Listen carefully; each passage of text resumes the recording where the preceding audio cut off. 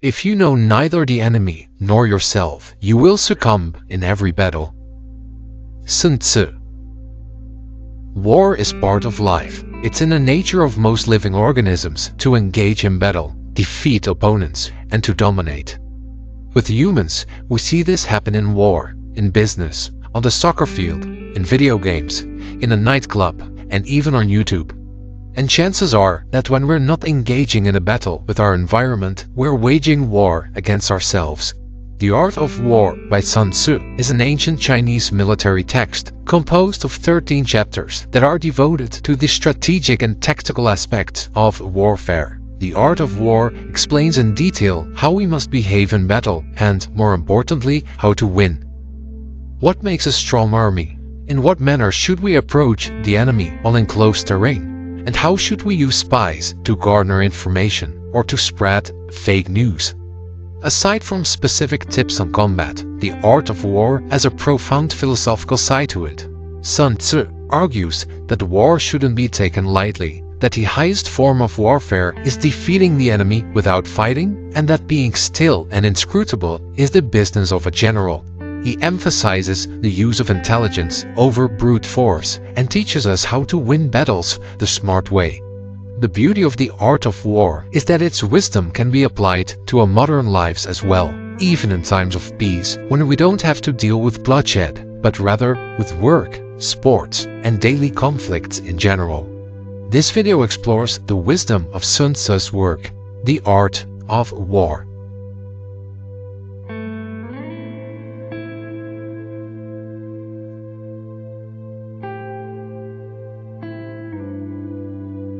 Sun Tzu, also known as Master Sun, was a military strategist and philosopher who lived about 2,500 years ago and is traditionally appointed the author of The Art of War.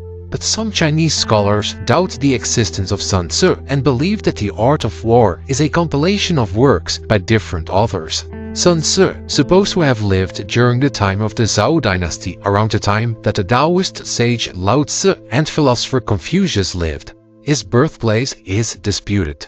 Some say he was born in the state of Qi, others believe in the state of Wu. But the oldest available sources agree that he was a general and strategist who served the king of Wu. Throughout the ages, Sun Tzu's work inspired numerous people within the military as well as outside the military. The Vietnamese general Vo Nguyen Giap, for example, defeated the French during the Battle of Dien Bien Phu by using tactics described in The Art of War, and Brazilian soccer coach Luiz Felipe Scolari used the ancient strategy guide to win the 2002 World Cup. The Art of War emphasizes the importance of good preparation. The underlying philosophy is that victory and defeat are already decided before the battle is fought.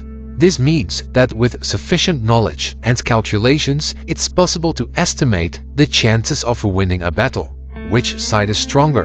Who is more likely to win? Good research is essential, and if necessary, we need to employ spies to acquire the necessary information. We must know what we're up against and be realistic about our strengths and weaknesses. To create an obedient army, it's vital for a leader to know his soldiers. Every kind of soldier needs a different treatment. Self-awareness is the key, as if we know ourselves, we know which enemies we're able to defeat and which enemies we should run from.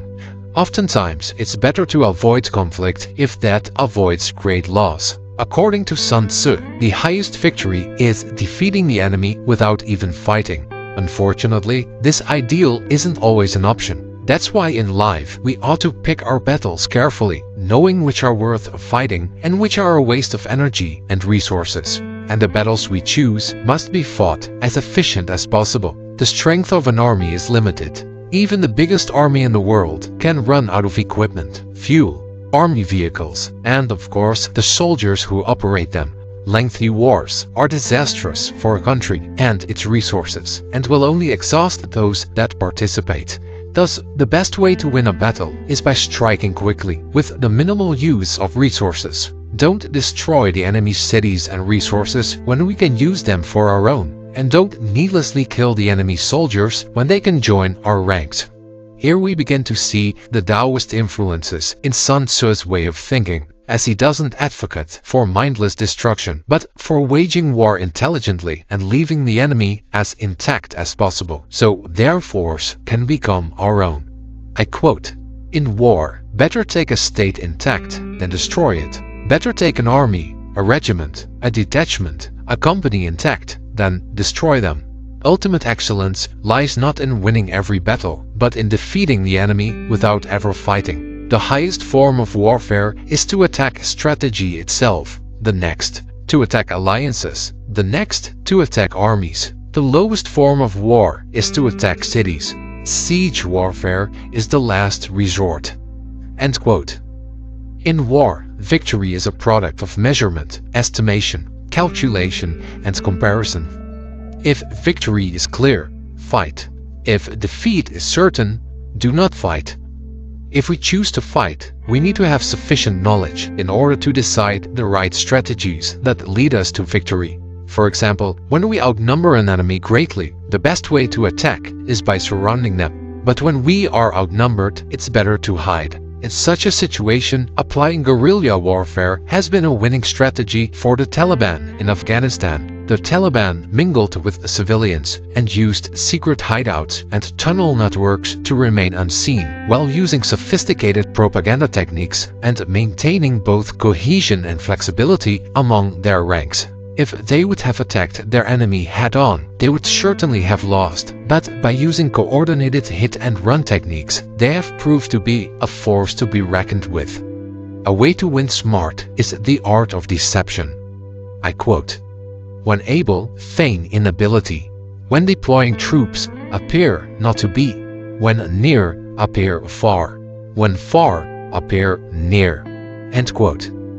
You might remember the Iraqi Minister of Information Mohammed Saeed al-Shahab, who tried to keep up appearances, telling the audiences that everything is okay and that his forces are winning. He might have been reading The Art of War. Unfortunately for him, his attempts to deceive the enemy weren't all that convincing. "They are not near Baghdad. Don't believe them."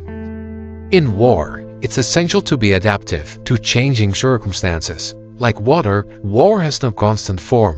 The enemy changes all the time, as well as natural circumstances like season and terrain.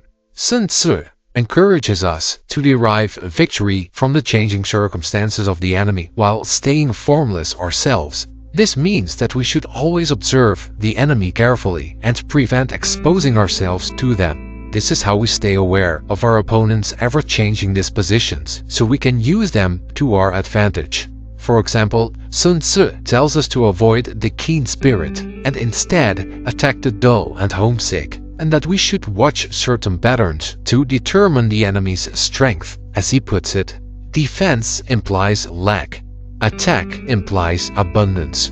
He also tells us to ensure our own invulnerability and wait for the enemy's vulnerability. This is basically the core strategy when playing a game of squash.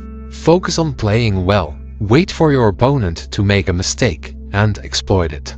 The art of war lays out the different situations and how to act in them, like different terrains. For example, we should camp on high grounds and face the open, and always fight downhill. And if the enemy crosses a river towards us, we must not confront him midstream, but let half of his troops cross before we strike.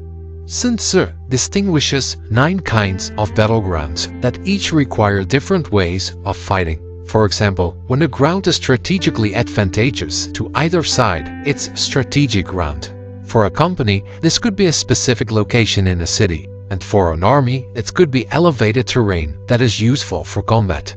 But there's also death ground, on which there's only one way to survive: fight. An example of death ground is the Battle of the Moranen in The Lord of the Rings, which was the final battle against Sauron. Sun Tzu teaches us the importance of finding balance and inner peace when going to war. We shouldn't be too reckless, but not cowards either. And it's dangerous to be easily triggered, because it's easy to lure people with a temper into battle. This is an important lesson for a YouTuber, because getting triggered all the time by rude comments and internet trolls will only lead to exhausting, meaningless battles that are unnecessary to fight. Also, a general should be compassionate to his men and treat them with humanity, but being too concerned with them leads to worry and trouble.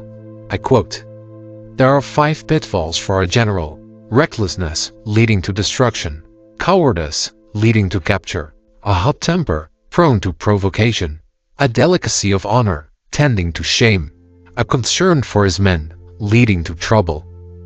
End quote. The art of war teaches us how to pick and win our battles, rather than focusing on brute force. Sun Tzu advises us to measure and calculate, to know our enemies and ourselves, so we can be victorious before even making a move. He teaches us how to be smarter than our opponents, deceive and manipulate them, and use any situation to our advantage. At the same time, he urges us to defeat without fighting and to prevent suffering as much as possible. If we can defeat an enemy without bloodshed, lead with wisdom and compassion, while maintaining discipline, and adapt to the changing nature of heaven and earth, then war is truly an art. Thank you for watching.